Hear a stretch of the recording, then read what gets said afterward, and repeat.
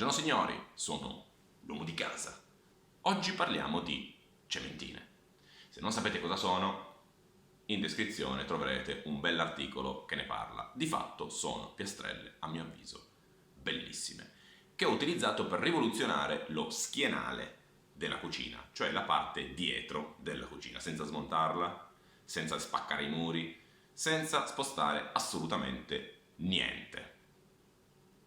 Inoltre quest'idea si può anche utilizzare per la testiera del letto, quindi potete veramente sbizzarrirvi a 360 gradi.